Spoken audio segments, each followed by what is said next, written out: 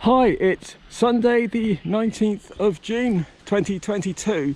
I'm spending the summer hiking from Land's End to John O'Groats. I've just spent a couple of nights in Chester and I'm just leaving Chester now. I'm spending the day walking to Port Sunlight. This is a nice path, this coming out of Chester. This is, I'm going through Chester Zoo at the moment and there's a path that just goes straight through it. So with a bit of luck I might see some of the animals this morning.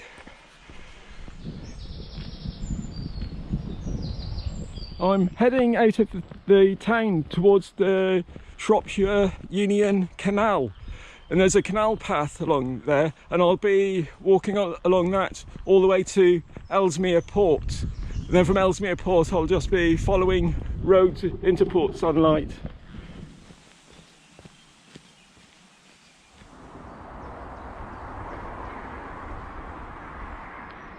So Port Sunlight is a very picturesque village on the Wirral Peninsula, and the story behind Port Sunlight began in 1885. There were two brothers, they were called William Lever and James Lever, and they decided to go into the soap making business. And so they formed a company called Lever Brothers, and they bought a small soap making factory in Warrington. They teamed up with a chemist called William Watson. Now, William Watson was working on a new kind of soap because in the 19th century soap was made out of tallow, which sounds like pretty horrible stuff, and he was working on making soap out of vegetable oil such as palm oil. And so they created this new soap and they called it Sunlight Soap, and they started to sell it and it was a huge success. They were selling tons of this stuff, and so they decided to expand the industry. So they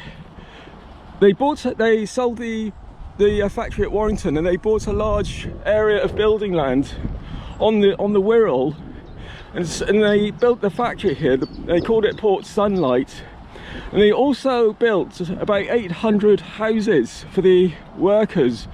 And the Lever brothers, they really like to look after the workers, and so these houses, they were really good quality, and also they put in other things. They added schools and a hospital and churches and allotments and theatres and things like that.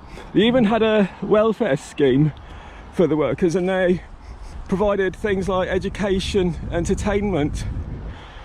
So I'm quite looking forward to looking at the village today.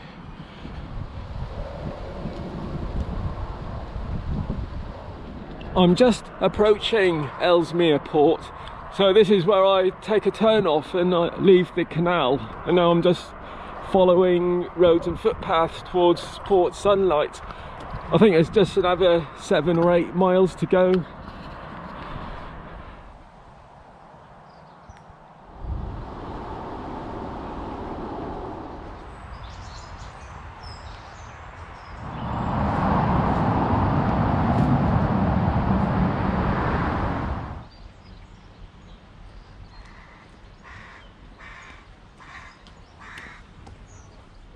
Just arrived in Port Sunlight. I'm just going to spend a few minutes wandering around, and then I'm going to my hotel, which is quite nearby. So Port Sunlight contains 900 Grade 2 listed buildings and was declared a conservation area in 1978. And Port Sunlight has been informally suggested for World Heritage Site status to protect it from development and to preserve the unique character for future generations. And at the moment the population is 1,500 people.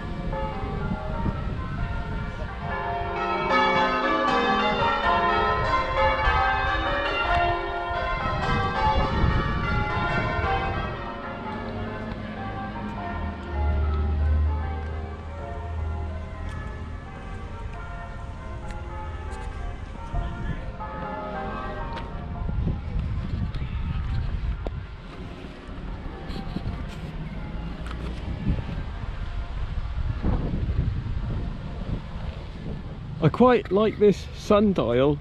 In the centre of the sundial it's got the months of the year, and if you go and stand on the month which we're currently in, so we're in June, then your shadow goes on to the exact time. But unfortunately there's no sun today. And that is the Lady Lever Art Gallery, where they still have art exhibitions. There's usually a big fountain here, but unfortunately it's not on at the moment. I think they probably only turn it on during the summer season. And this is the monument to William Lever, and it was built by the people who lived here.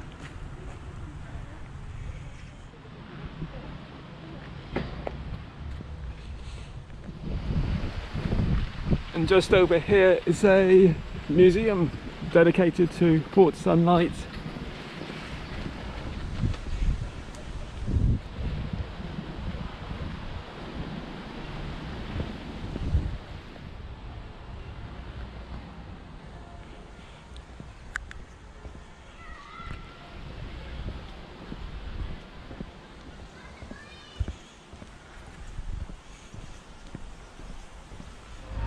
So time to go to my hotel. There's a very handy travel lodge just down the road where I'm staying tonight. And then tomorrow morning I'm going to Liverpool, which is going to be quite nice. So I'm hoping to cross the Mersey on the Mersey ferry.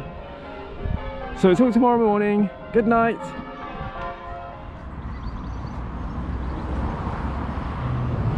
Monday the 20th of June. Today this morning I've got just a 4-mile walk along the A41 to Birkenhead, and from there I hope to take the famous ferry across the Mersey to Liverpool. Now I have to go on the commuter route because I thought that you could just turn up at Birkenhead and there's ferries all day just going over to Liverpool, but there's one company called Mersey Ferries, and they just do like a cruise. So you have to, it's about 12 quid, and you just go up on a cruise, which I don't really want to do because I want to get to Liverpool as soon as possible, because I want to do like a quickie Beatles tour. I want to do just visit some of the some places associated with the Beatles. So I just want to go over to Liverpool as quickly as possible this morning. But the Mersey Ferries, they also do a commuter service until 20 to 10 in the morning. So I'm going over there now. I'll be going on that over to Liverpool.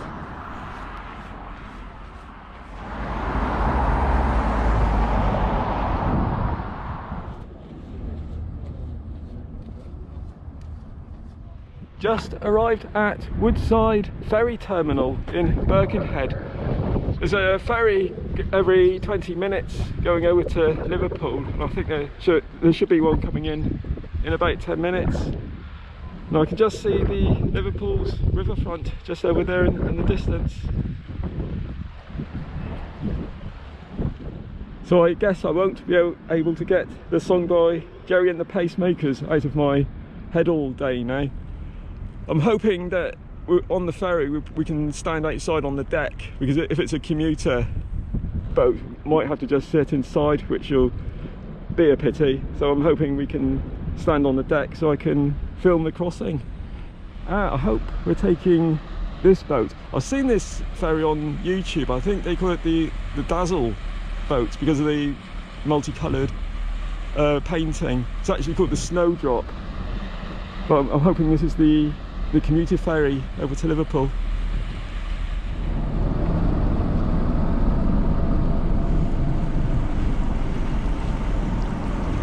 Instructions and advice.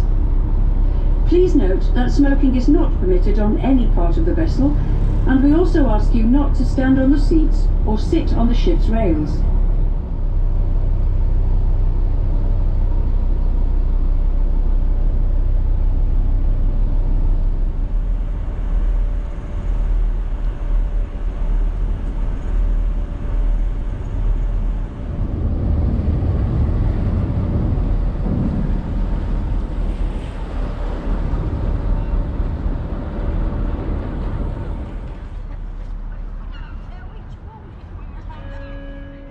Just arrived at Liverpool's riverfront. This is the famous Royal Liver building with the liver birds on top, and it forms part of the Three Graces because there's two other buildings next to it, and these are the Cunard building and the Port of Liverpool building just down there. And quite close to the Royal Liver building is a statue dedicated to the Fab Four, and that will be where I'll be beginning my Beatles tour of Liverpool. So this statue was unveiled in 2015. It was donated by the Cavern Club organisation, and this is a very good place to start my little Beatles tour. So my first the first place I'll be visiting is Matthew Street. I think it's within walking distance of here, and that is where the Cavern Club is, and that's the venue where the Beatles played like nearly 300 times, I think, before they became very global, very famous. So I'm heading over to Matthew Street now. So the Cavern Club opened in 1957, and it started out as a jazz club, like a music venue for jazz, but this is when rock and roll was starting to become big, so they started having a lot of rock and roll bands. And the Beatles first played there in February 1961. Before that, that was after they played in Hamburg, because they had spent a long time playing concerts in Hamburg, and they played about 292 gigs in the Cavern Club until August 1963, because that was when the Beatles were starting to become really big. They just released She Loves You, and also they were just about to go on the US tour, so the Cavern Club was becoming too small. So in 1963 they played their last concert there. So of course, as everyone knows, the Cavern Club unfortunately no longer exists. In 1973, British Rail made a compulsory purchase of the property because they were planning to build a underground railway, a metro system through Liverpool, and they needed that property for a ventilation shaft. But the metro system, it never got off the ground, so all they did was just fill the property in with concrete. You can still see the entrance site at the entrance door for the Cavern Club, so I'm going over there to have a look at that now. And here I am at Matthew Street.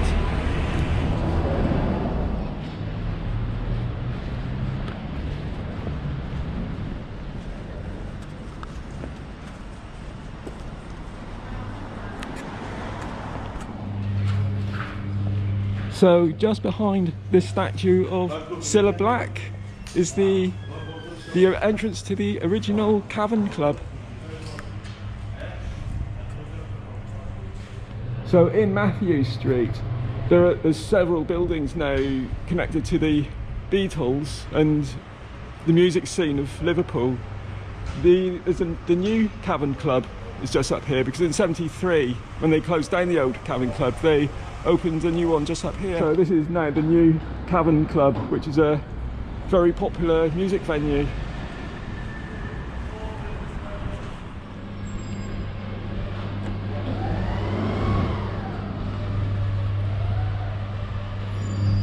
Of course, Paul McCartney's 80th birthday was just a couple of days ago, and he's still going strong.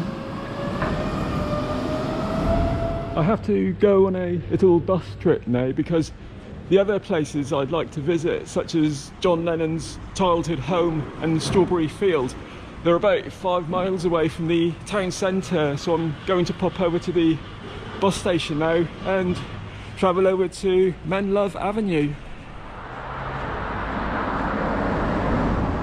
I'm in Menlove Avenue in Liverpool. I'm going to number 251, and this was the childhood home of John Lennon, and he lived there. He moved there in 1946 at the age of 5 to live with his Aunt Minnie, and he lived there until mid-63 when he was 22 years old. It's now a National Trust owned property. So here I am at the childhood home of John Lennon. I was watching a YouTube video about John Lennon last night, and the YouTuber said that John Lennon used to do most of his guitar practice in the porch just behind the front door because he liked the acoustics. So in 2002, Yoko Ono bought the property and she donated it to the National Trust. I'm heading over to a place which used to be a Salvation Army children's home, and it was called Strawberry Field. They used to have summer fetes there, and John Lennon would go over and visit the place when he was younger. So I'm just going to go over and visit the place now. Just arrived at Strawberry Field, which of course inspired the song Strawberry Fields Forever. There's a small park here, so I'm just going to go and have a wander around.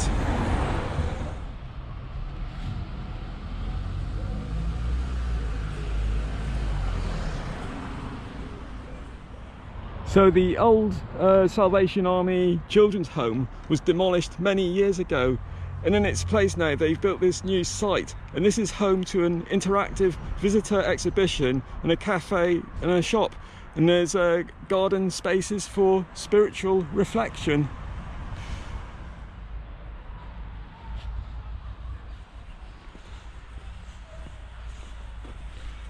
I'm popping over to 20 Forthlin Road now. That was the childhood home of Paul McCartney. I've just arrived in Forthlin Road, and just over here, number 20, this was the childhood home of Paul McCartney. So the McCartney family moved here in 1955 when Paul McCartney was at secondary school. And the National Trust say that this is the birthplace of the Beatles, which is quite true, because this is where they did a lot of their practicing in the early years, all the rehearsals. They used to do it here, and a lot of the songs, John Lennon and Paul McCartney wrote the songs here. So a very important part of music history. So now I'm heading back towards Liverpool, the city centre, and towards Penny Lane. Just arrived in Penny Lane. So back in the 60s, Penny Lane was an important bus interchange in Liverpool, so a lot of buses would come here, so if you wanted to go from one place to another you changed here. So Paul McCartney, he spent a lot of time here, either on the buses or waiting to catch another bus, and he is inspired by a lot of the places around Penny Lane to write the song. So I'm just going to visit 2 or 3 of them now. So the first couple of lines of the song are: Penny Lane, there is a barber showing photographs of every head he's had the pleasure to know. And the hairdresser that's in the song is just over there. Paul McCartney came back here in 2018 to do a documentary of the places he knew when he was growing up, and he came in here and he actually had a haircut. So just going to have a look at the hairdresser now.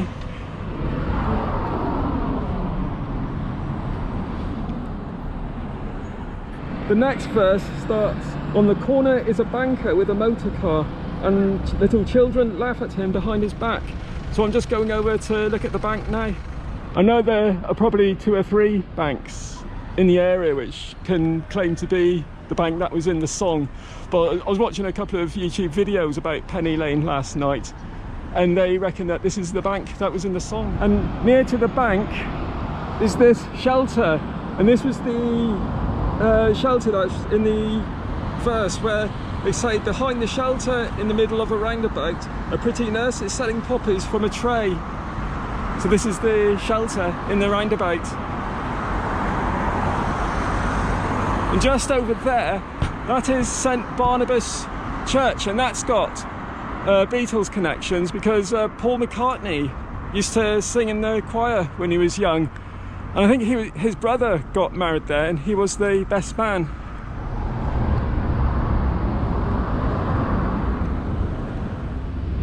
So it's time for me to head back to the city centre and to my hotel. the next couple of days I'm walking to Southport on the coast. I'm following a trail called the Trans-Pennine Trail, so that goes from Liverpool towards Southport. So I'll be heading out on that tomorrow morning. So until then, good night.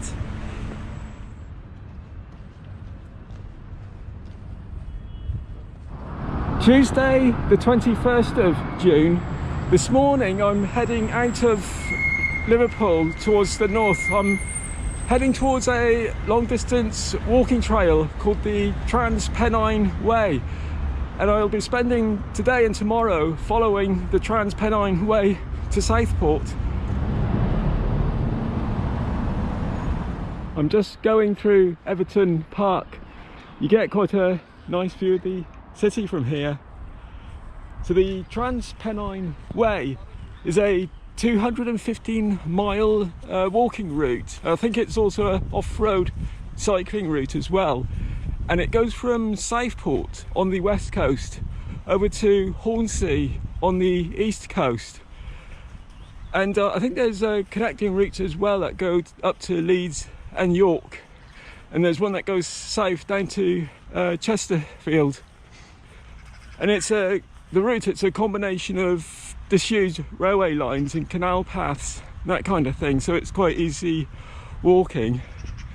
So at the moment I'm heading towards there's a disused railway line route which goes to Aintree, and then from Aintree I'll be following the Liverpool Leeds Canal to Maghull, where I'll be staying tonight on a campsite. Just arrived on the Trans-Pennine Trail, so 17 miles to Southport.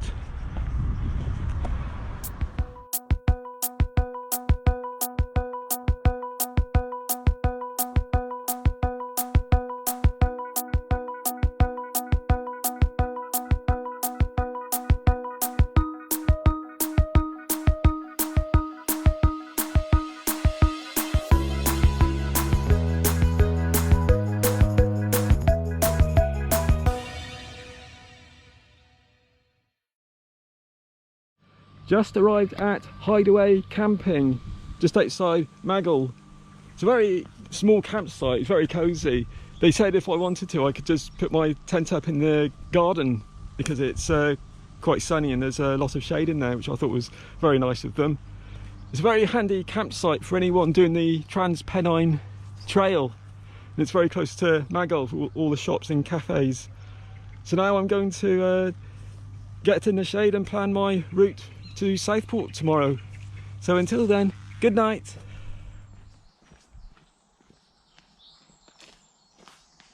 Wednesday the 22nd of June. I've got a little bit of a crisis this morning. I've lost my GoPro camera while walking along the Trans-Pennine Way, which is a bit of a nuisance, but it's not the end of the world. I had some footage on it, but not too much, and I can easily get another GoPro camera in one of the bigger towns I'll be visiting. So I might get one in Southport today or in Preston in a couple of days time. So this is the Trans-Pennine Way. It's a disused railway line that runs from Liverpool to Southport. I'm about 6 miles away from Southport now, so I'll be getting quite close to the beach soon.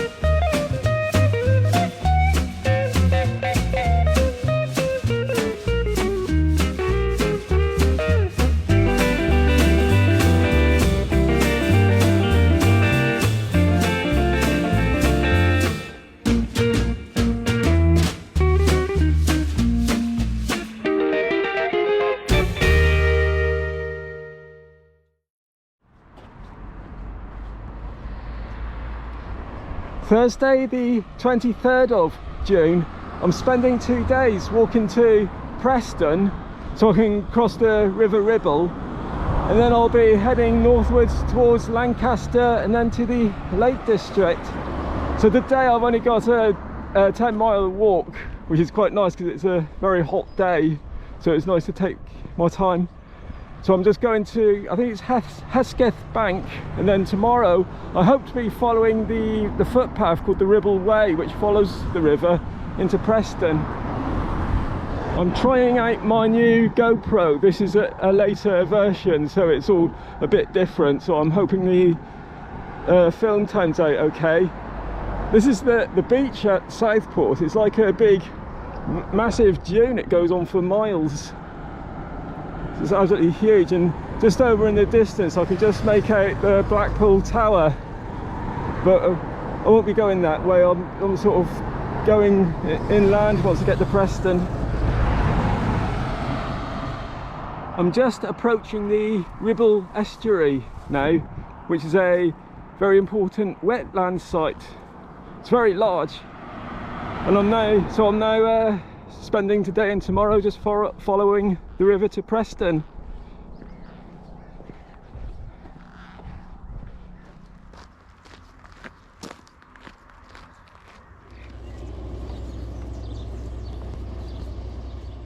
Just arrived at the campsite. This is like the campsite I stayed at in Maghull. It's a very small, quiet, tranquil campsite. The campsites of the camping and caravan club. So you just join the club. It's only £40 a year, and then you can get to stay in these very nice small campsites. So I'm going to plan my little walk to Preston tomorrow, and until then, good night.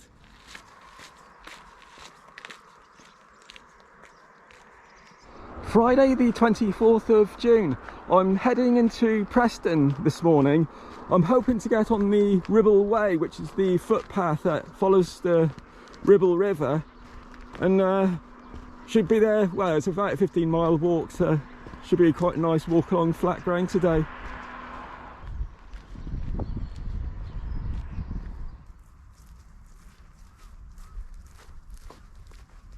I've just arrived at the River Ribble.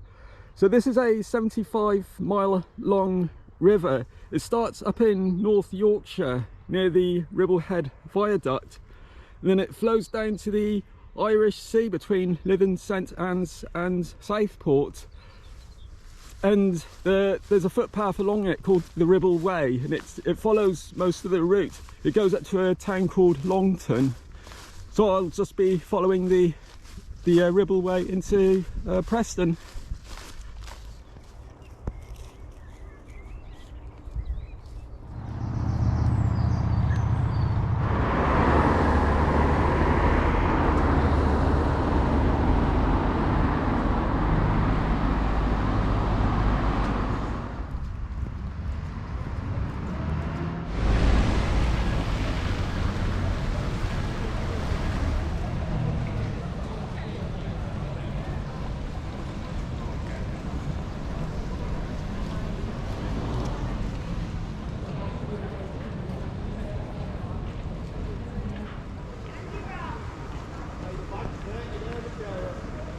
Just arrived in the centre of Preston. I'm staying in a hotel here tonight. Just in time, it's just started raining. Tomorrow I'm walking to Garstang, and I hope it's dry then because I'm camping in the woods tomorrow night. So I'm off to my hotel now, so until tomorrow morning, good night.